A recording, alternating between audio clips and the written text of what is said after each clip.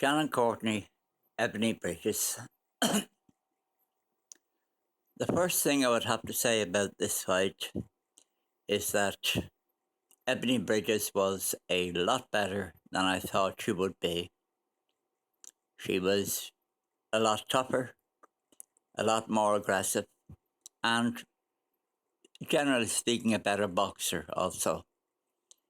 Um, Now, particularly when she was working on the inside, going toe to toe with Courtney and getting in close.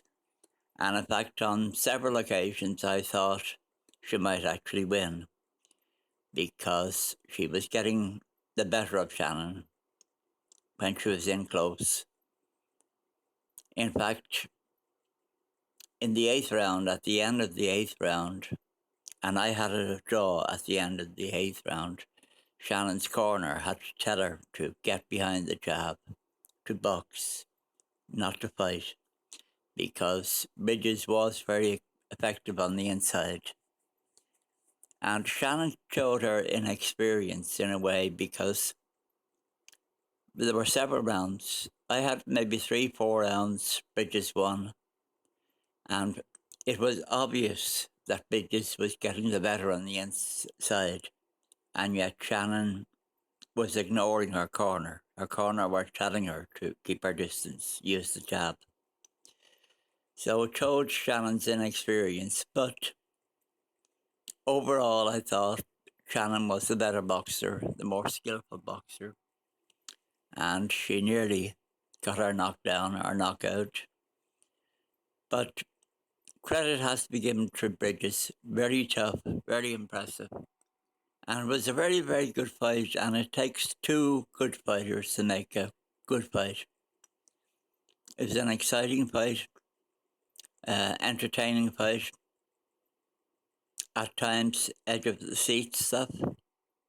So great credit to Bridges. Courtney, as I say, was the more skillful fighter, but she still has a lot to learn. Her defence isn't the best, and she throws a lot of wild punches, which she gets away with. But if she comes up against good opposition, she'll be caught out if she continues throwing wild punches. So that was the Bridges Courtney fight. The Savannah Marshall fight was, well, it was another mismatch. Now, this wasn't her fault. It's just the way things are. But virtually all of Marshall's fights have been mismatches, with the exception of the Hannah Rankin fight, and she fought a girl called a Roscoe or a Roscoe, who was moderately decent. But apart from that, all her fights have been, well, they haven't been good.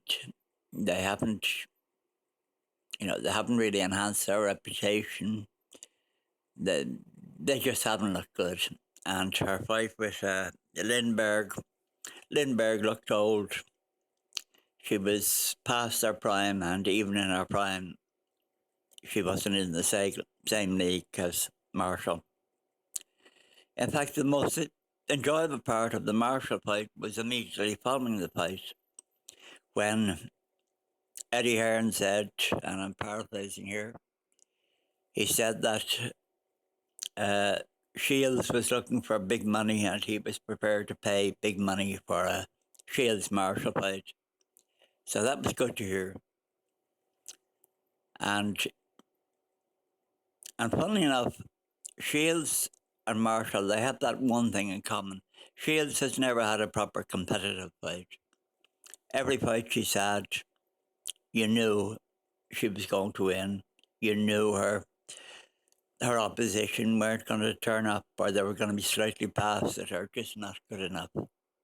So if this Shields Marshall's fight happens, this will be the first fight for Shields where she's up against serious opposition, really serious.